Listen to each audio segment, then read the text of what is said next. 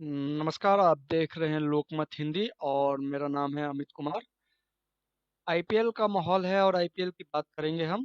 तो सबसे पहले बहुत ही कम शब्दों में कल के मुकाबले की बात कर लेते हैं, जो कल मैच खेला गया था दिल्ली और राजस्थान के बीच। तो राजस्थान जो है एक बार फिर से फिसड्डी साबित हुई और दिल्ली, एक टाइम पे ऐसा लग रहा था कि दिल्ली को बैकफुट पे ला दिया है। जिस तरीके की शुरुआत की थी राजस्थान ने गेंदबाजी में, लेकिन उसके बाद से मार्कस स्टोइनिस और सिमरन हेटमायर की जोड़ी ने जिस तरह का प्रदर्शन किया और आखिरी के कुछ गेंदों में अक्षर पटेल का भी योगदान रहा, तो दिल्ली को 184 तक पहुंचाया उन्होंने।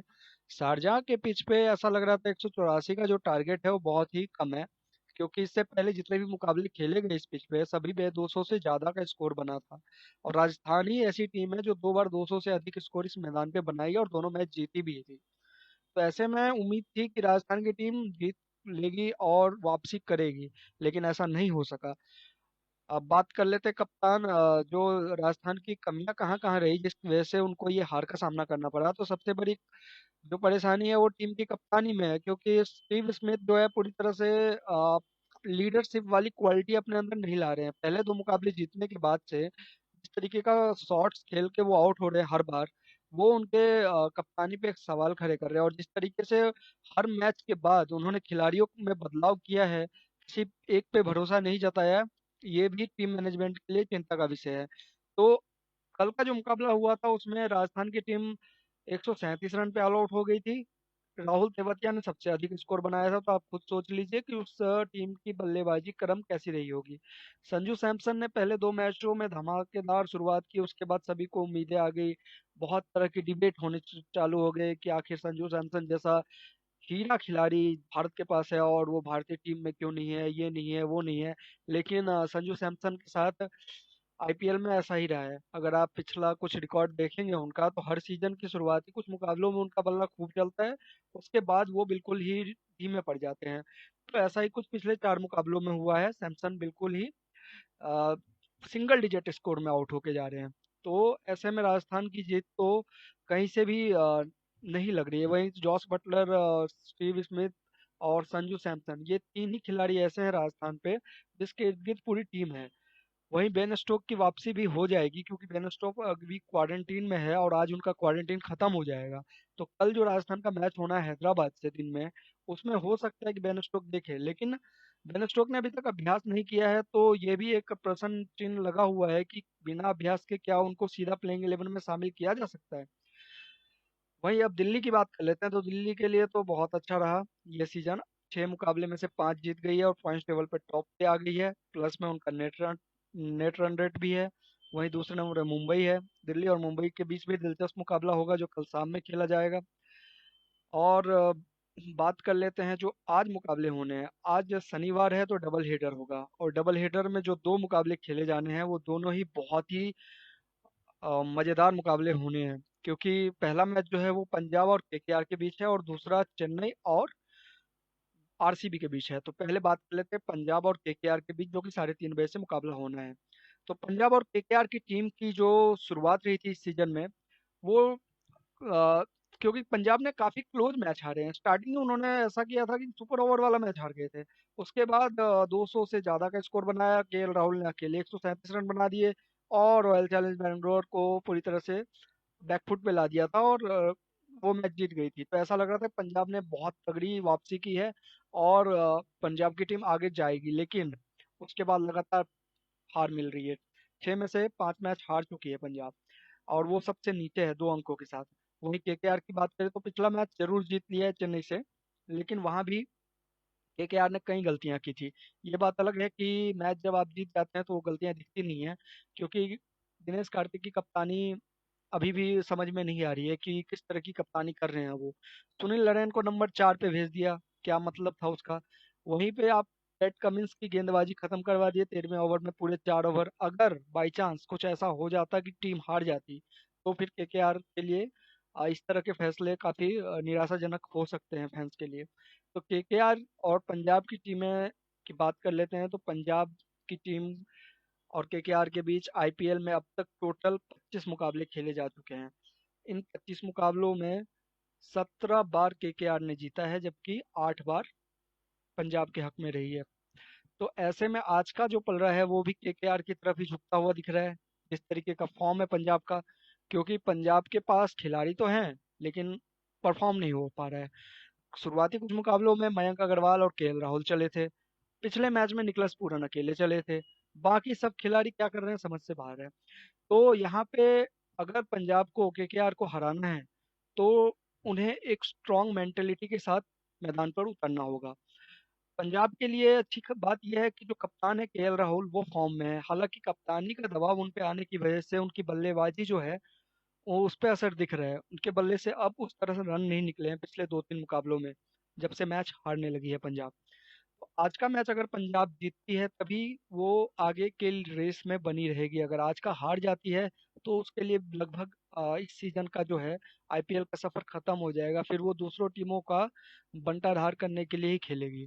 तो पंजाब और केकेआर की क्या प्लेइंग 11 हो सकती है, इस पे थोड़ी सी चर्चा कर लेते हैं। तो पंजाब की टीम ने पिछले मैच में कहा था कि वो क्रिस गेल को उतारना चाहते थे, लेकिन क्रिस गेल जो है फुट पॉइजनिंग के शिकार हो गए थे, इस वजह से उस मैच में नहीं आए। तो आज अगर क्रिस गेल पूरी तरह से फिट होते हैं तो मैक्सवेल की जगह क्रिस गेल दिख सकते हैं, जो कि केएल राहुल के साथ ओपनिंग करेंगे। मयंक अग्रवाल तीसरे पे आ सकते हैं। तो अब सिमरन सिंह को इन्होंने पिछले मैच में मौका दिया था, जिन्होंने कुछ अच्छे शॉट्स तो लगाए थे, लेकिन वो लंबे समय तक क्रिच पे नहीं रहे थे। लेकिन लगता है उन्हें एक और मौका देंगे टीम, तो वो चौथे नंबर पे खिसक सकते हैं। इनके पास मनदीप सिंह भी एक अच्छे खिलाड़ी हैं जो ठीक ठाक प्रदर्शन कर रहे हैं। लेकिन निकलस पूरन जिस तरह के फॉर्म में है तो उन्हें पहले भेजा जाना चाहिए। तो निकलस पूरन आएंगे पहले, उसके बाद आएंगे मनदीप सिंह, और फिर यहाँ से आपकी जो है गेंदबाजी शुरू हो जाती है। मुजीब को आपने पिछले मैच में लाया। मुजीब ने पहला मैच था उनका, लाइन लेंथ तो उस तरीके से नहीं डल रही थी पहले मैच में। किसी भी गेंदबाज के लिए आसान नहीं होता एकदम से उस उसमें ढल जाना, उस माहौल में गेंदबाजी करना। तो मुजीब के लिए भी ऐसा ही कुछ रहा पहला एक्सपीरियंस। तो मुजीब, क्रिस गेल और निकलस पूरन और सेल्डन कॉटरल, मुझे लग रहा है कि आज का मैच शायद ना खेले, क्योंकि सेल्डन कॉटरल को काफी मौके दिए गए हैं और उन्होंने उस मौकों को पूरी तरह से भुनाया नहीं। तो कॉटरल की जगह जो है कोई और गेंदबाज आपको दिख सकते हैं आज के मुकाबले में। तो ये पंजाब की संभावित प्लेइंग 11 इस तरीके की लग रही है। वहीं अगर केकेआर की बात करें तो उसमें बदलाव की कोई गुंजाइश मुझे नहीं लगता कि बदलाव होने चाहिए। जिस तरीके से राहुल त्रिपाठी ने ऊपर आके रन बनाया पिछले मुकाबले में, उससे केकेआर की टीम थोड़ी बैलेंस लग रही है। केकेआर के पास राहुल त्रिपाठी और शुभमन गिल जैसे भारतीय ओपनर हैं। उसके बाद नंबर 3 पे जो है वो नीतीश राणा आके ठीक ठाक काम कर रहे हैं। चौथे पे आप इयन मॉर्गन को दीजिए मौका। पांचवे पे रसल, छठे पे कार्तिक आए, क्योंकि कार्तिक आउट ऑफ फॉर्म है। और वो अगर पहले आते हैं तो वो ना सिर्फ टीम के लिए नुकसान होगा, बल्कि उनके लिए भी सही नहीं रहेगा। तो दिनेश कार्तिक छठे नंबर पे है। सुनील नारायण को आप सातवें पे भेजिए, बीच में मत भेजिए। अगर आपने उनसे ओपनिंग नहीं करवाना है तो उसको आप सातवें नंबर पे रखिए। वहां भी वो अगर रन बनाना होगा तो वहां जाकर भी वो रन बना सकते हैं। आठवें पे आपके पास पैट कमिंस है। उसके बाद आपके पास भारतीय बॉलर्स आ जाएंगे, जिसमें कमलेश नागरकोटी और शिवम मावी शामिल हैं। ये दोनों ही गेंदबाजों ने काफी प्रभावित किया है। वरुण चक्रवर्ती ने भी पिछले मैच में एमएस धोनी को बोल्ड किया था। तो वरुण चक्रवर्ती भी ठीक अपनी पहचान धीरे धीरे पा रहे हैं। तो ये हो गई केकेआर की संभावित प्लेइंग 11। तो इसमें अगर हम ड्रीम 11 फैंटेसी टीम पे नजर डालें कि कौन कौन से खिलाड़ी आज के मैच में चमक सकते हैं, तो बल्लेबाजों की बात करते हैं। सबसे पहले तो बल्लेबाजों में आप जो हैं केएल राहुल, शुभमन गिल और इयन मॉर्गन के साथ जा सकते हैं। ये तीनों ही खिलाड़ी बहुत ही विस्फोटक हैं और आज के मुकाबले में उम्मीद है कि उनके बल्ले से रन आएंगे। वहीं आप विकेट कीपर में आप दिनेश कार्तिक के साथ बिल्कुल नहीं जाना चाहेंगे, आप निकलस पूरन के साथ जाइए। निकलस पूरन अच्छे फॉर्म में है और वो रन बनाएंगे। ऑलराउंडर की बात कर लेते हैं। दोनों टीमों के पास ठीक ठाक ऑलराउंडर तो हैं, लेकिन अगर ग्लेन मैक्सवेल आज का मैच नहीं खेलते हैं तो फिर पंजाब के लिए ऑलराउंडर की एक कमी रहेगी। तो केकेआर के ऑलराउंडर आप आंद्रे रसल को अपनी टीम में रख सकते हैं, जो बल्ले से तो खास नहीं कर पाए हैं, लेकिन गेंद से उन्होंने विकेटें जरूर चटकाई है। और आंद्रे रसल के लिए भी अग्नि परीक्षा होगी, क्योंकि लगातार फ्लॉप होना उनकी टीम को लिए काफ़ी नुकसानदायक साबित हो सकता है आने वाले टाइम में। तो ये आपके ऑलराउंडर, विकेट कीपर और बल्लेबाज होने चाहिए। गेंदबाजों की बात कर लेते हैं। गेंदबाजी में जो है पैट कमिंस बिल्कुल ही लय में नहीं है। पंजाब का कोई भी गेंदबाज लय में नहीं है, मोहम्मद शमी, रवि बिश्नोई को छोड़ दिया जाए तो। इन दोनों ने ठीक ठाक गेंदबाजी की है, कुछ हद तक मैच बनाने का काम किया है तो इन दोनों गेंदबाजों ने किया है। वही केकेआर की ओर से आप शिवम मावी को रख सकते हैं, सुनील नरेन को रख सकते हैं, और पंजाब की ओर से आप रवि बिश्नोई या मोहम्मद शमी में से किसी एक को रख सकते हैं। तो ये हो गई केकेआर और पंजाब की बात, उनकी ड्रीम 11 की बात। जल्दी से बात कर लेते हैं आज जो रात में मुकाबला खेला जाना है, जिस पर सभी की निगाहें हैं। एमएस धोनी और विराट कोहली आमने सामने। बहुत कम बार ऐसा होता है आईपीएल में, अक्सर ऐसा होता है, लेकिन जब ये दोनों एक दूसरे के खिलाफ होते हैं तो मुकाबला वैसे ही दिलचस्प हो जाता है, क्योंकि देखना ये रहता है कि क्या विराट कोहली व एम एस धोनी से कितना सीख पाए, उनके गुण कितना अपने अंदर ढाल पाए हैं। तो धोनी और कोहली के बीच जंग है। तो बात कर लेते हैं दोनों टीमों की क्या रह सकती है आज की प्लेइंग 11।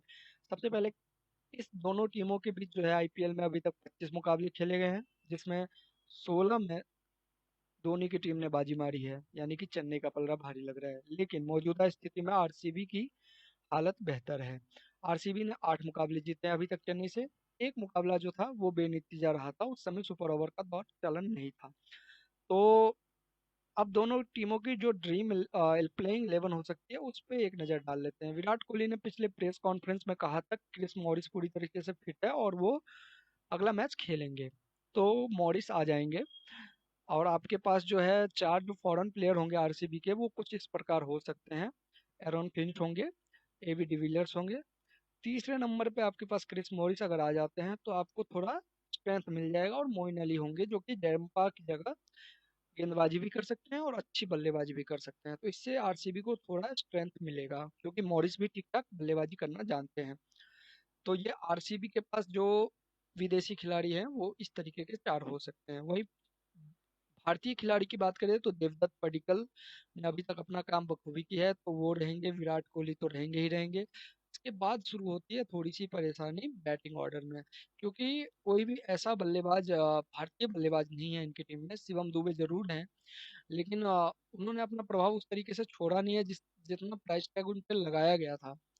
तो और इनके पास रिप्लेसिंग में भी कोई ऐसा बल्लेबाज नहीं है जो उनकी जगह ले सके, तो शिवम दुबे को इनको मौका देना ही होगा।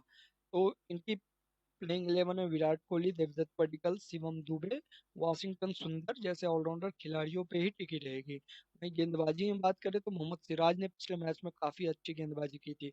मोहम्मद सिराज से आज फिर जो है वही उम्मीद होगी टीम को। और मॉरिस के अगर आ जाते हैं तो मॉरिस के आ जाने से थोड़ा स्ट्रेंथ जो है गेंदबाजी का बढ़ जाएगा। यूजी चहल अच्छा काम कर रहे हैं, तो यूजी चहल अपनी जगह ठीक है। अब बात कर लेते हैं चेन्नई की। तो चेन्नई की समस्याएं तो है, क्योंकि चेन्नई ने जो कल का जो केकेआर के खिलाफ इनका मैच रहा उसमें जिस तरीके से इन्होंने बाद के 10 ओवर खेले हैं उसको लेकर कई तरह की टिप्पणियां हो रही है। खास तौर पे केदार जाधव, 12 गेंदों में 7 रन, तो वहीं जो है मैच खत्म हो गया था। तो चेन्नई के लिए आज बदलाव की तो बात धोनी वैसे करते नहीं है अपनी टीम में, क्योंकि वो खिलाड़ियों को बैक करते रहे हैं शुरू से। तो शायद केदार जाधव आज फिर दिखें, और ये कोई आश्चर्यजनक बात नहीं होगी। तो केदार जाधव को 7.5 करोड़ रुपए के करीब देती है चेन्नई, तो इतनी आसानी से तो उनको ड्रॉप नहीं किया जा सकता। तो चेन्नई की जो प्लेइंग 11 होगी तो मुझे लगता है उसमें कोई छेड़छाड़ नहीं होगा। पिछले मैच में पीयूष चावला की जगह करण शर्मा आए थे और उन्होंने ठीक ठाक काम किया था। तो ये हो सकती है चेन्नई की प्लेइंग 11 जो पिछले मैच में थी। तो अब बात ये हो गई है कि 10 तारीख यानी कि आज आज जब दोनों मैच हो जाएंगे, दिन वाले भी और रात वाले भी, उसके बाद से जो है टीमें कुछ खिलाड़ियों की अदला बदली कर सकती है। ट्रेंडिंग नियम चालू हो जाएगा जिसमें ट्रेड कर सकते हैं आप खिलाड़ियों को। तो ऐसे में चेन्नई के पास जो है विकल्प आ जाएंगे कि कुछ ऐसे खिलाड़ी को अपनी टीम में शामिल करे वो, जिससे उनकी टीम थोड़ी कागज पे तो स्ट्रांग नजर आए आए मैदान पे भी विरोधी टीम को धकेलने में सक्षम हो। अगर आप जडेजा को खिलाते हैं, पिछले मैच की बात कर रहा हूँ मैं जो केकेआर के खिलाफ धोनी जी ने किया था, तो जडेजा से ना उन्होंने गेंदबाजी करवाई और बल्लेबाजी के लिए तब भेजा जब मैच एकदम मतलब खत्म ही कह सकते हैं हो गया था। तो आप उस खिलाड़ी को उस समय भेज रहे हैं जिन्होंने पिछले मैच में 50 मारा था, जिनके बल्ले पे गेंद आ रही थी, और आप केदार जाधव जिनके बल्ले पे गेंद आता पता नहीं होता उनको आप पहले भेज देते हैं। तो इस तरह की जो रणनीति है उस पे भी टीम को सोचना होगा कि कैसे क्या करना है। तो ये दोनों मुकाबले जब हो जाएंगे उसके बाद हम फिर चर्चा करेंगे कल के मैच के बारे में। तब तक के लिए मुझे इजाजत दीजिए, धन्यवाद।